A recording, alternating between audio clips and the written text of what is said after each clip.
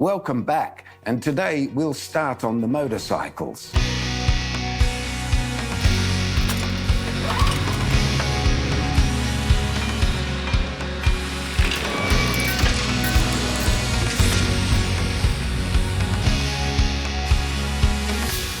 As you may have noticed, I've long been attracted to the story of racing bikes, especially those from the 1960s.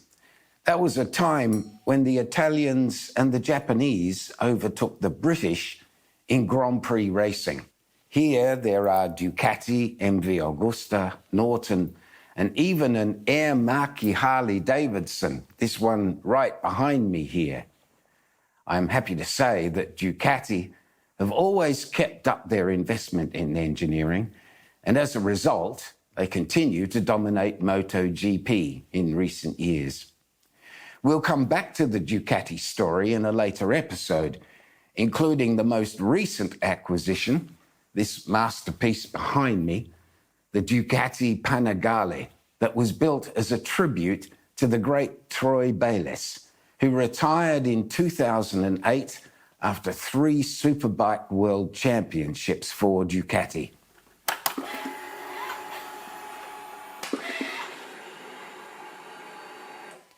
But today, I want to focus on the era of the 1950s, when racing was ruled by this machine, the Manx Norton, to me the most beautiful bike ever built.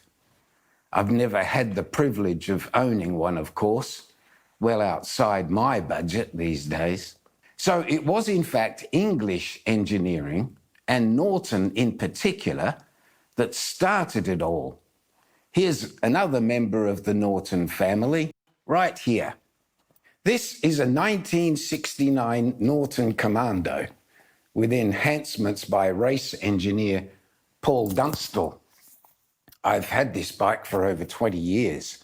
And the reason it's on the bench now is this. The motor has a compression so high, I'm no longer able to kick-start it. And I found a company in France called Alton that makes an electric starter for this engine. A tricky install, but it works very well.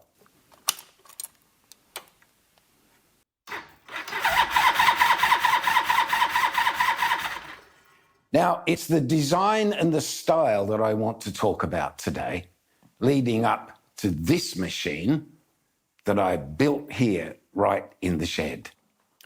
It's a 1973 Honda CB500, one of a generation of groundbreaking bikes that Honda released from 1968, with innovations like electric start, 4 cylinders, single overhead cam, and even disc brakes. It was the first of the 4-cylinder Hondas, the CB750, that really caught fire. I was 14 years old when they were released, and I was hooked. These Hondas were perfect for modification. I'll come back in a moment and explain what I did. Now, this type of motorcycle is known as a café racer, a concept that emerged in post-war Britain, where young men with not much money but a passion for speed would customise their bikes, removing everything except the essentials, lightweight and more power, to create their homegrown racing bikes. The term café racer was actually intended to be an insult. The press at the time would say these young hooligans were only good for racing from one cafe to another. And recently we went to a place in England where the story of the café racer lives on today. This is the Ace Café on London's North Circular Road.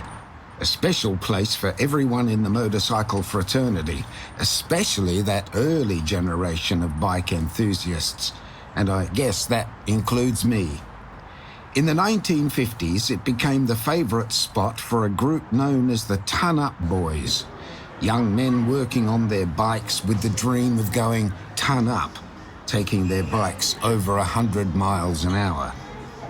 As the membership of the Ton-Up Boys grew into the hundreds, A local priest got involved and organised the boys into a youth group called the 59 Club, still today with a membership of over 30,000.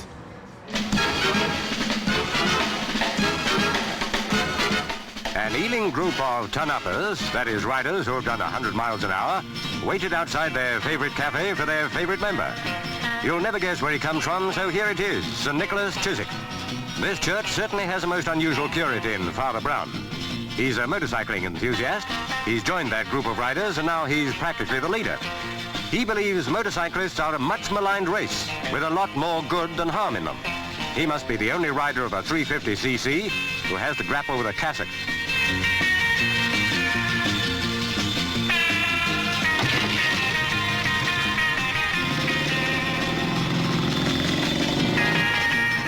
Father Brown hardly has time to get into top before he meets the gang. His motto is, take religion to the people. Don't wait for them to come to church first.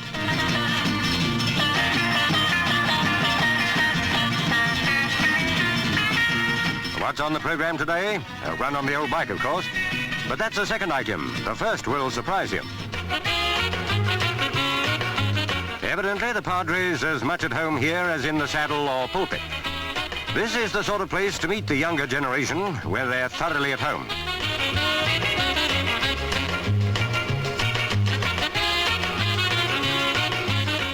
Here begins the first twist.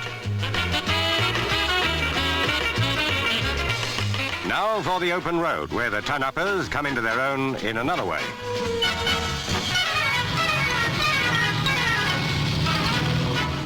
This is the modern way to get about, says Father Brown, if you enjoy speed on a shoestring.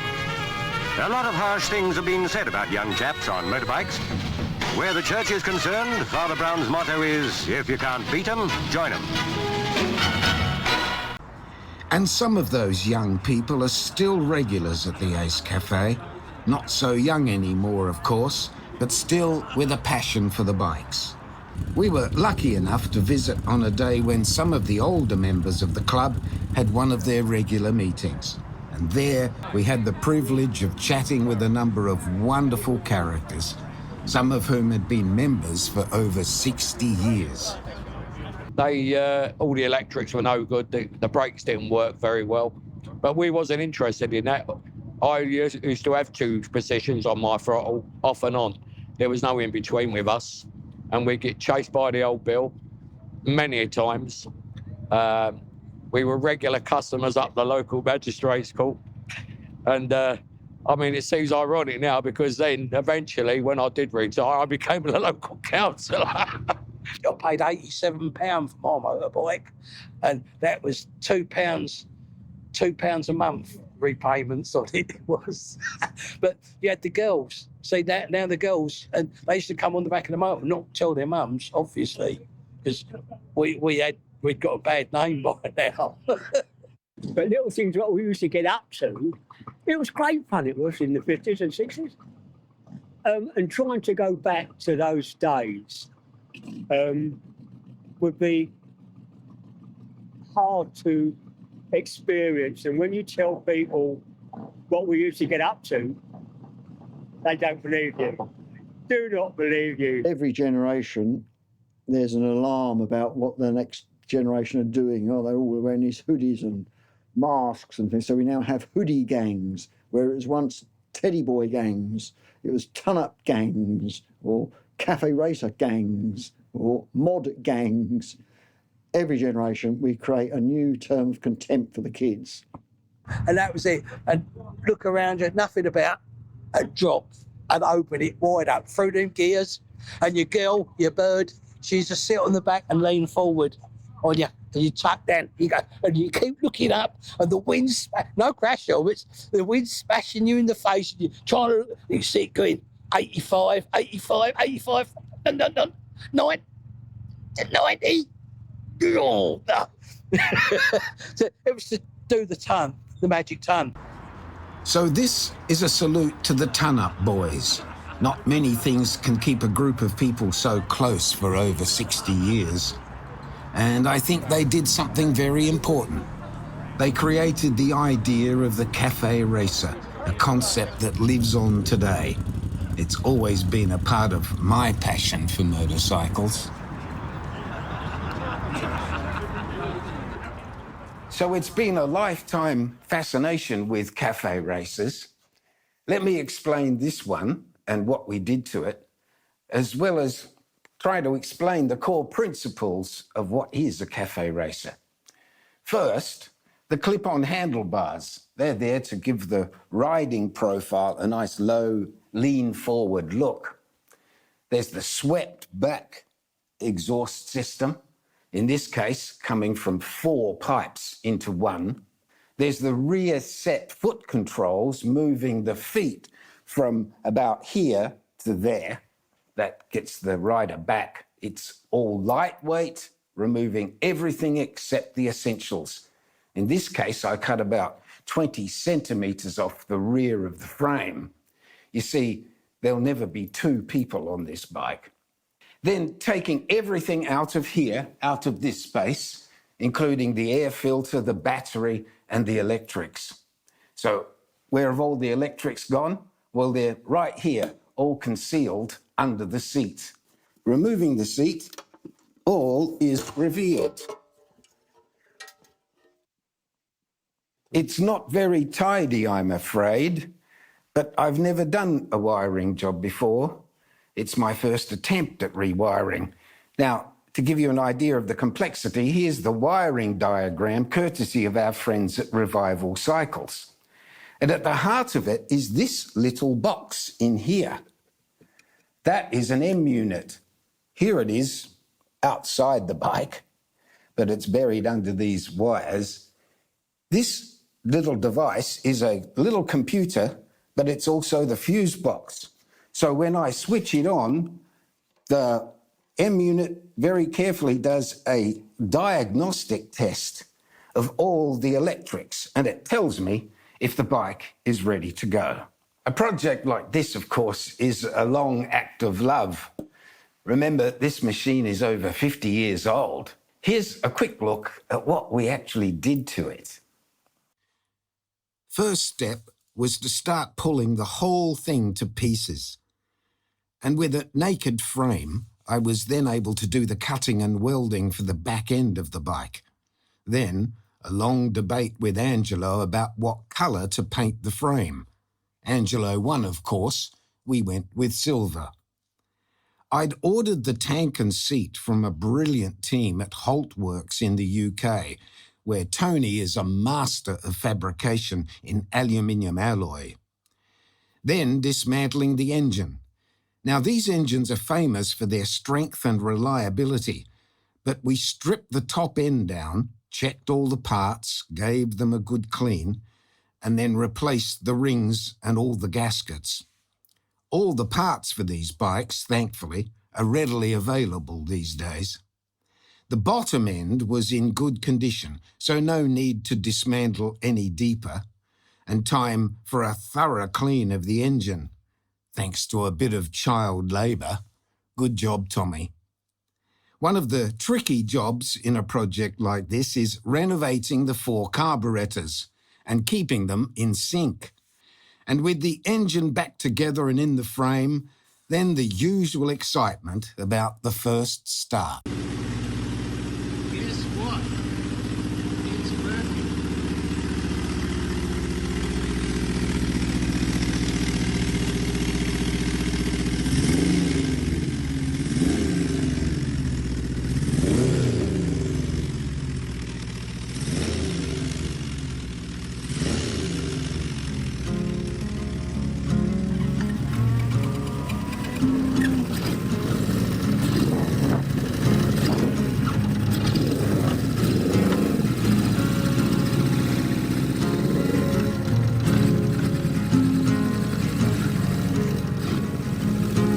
Well, everything seems to be running well.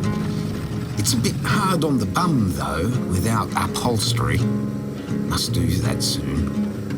Never mind.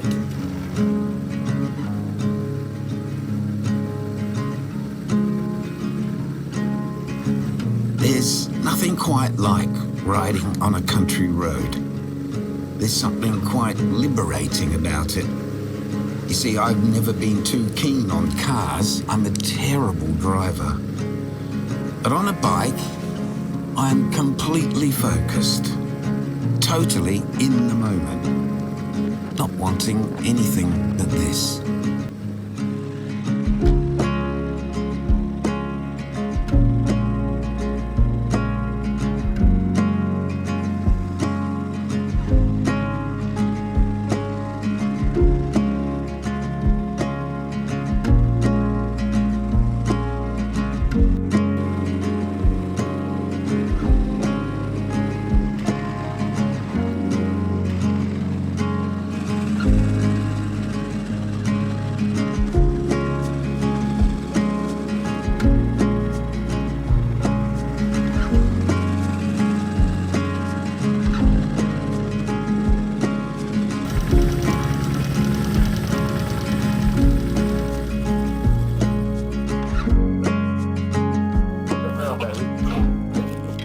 So there it is, the Cafe Racer. And in future episodes, we'll talk about the Ducati story and the 122-year story of the Harley-Davidson.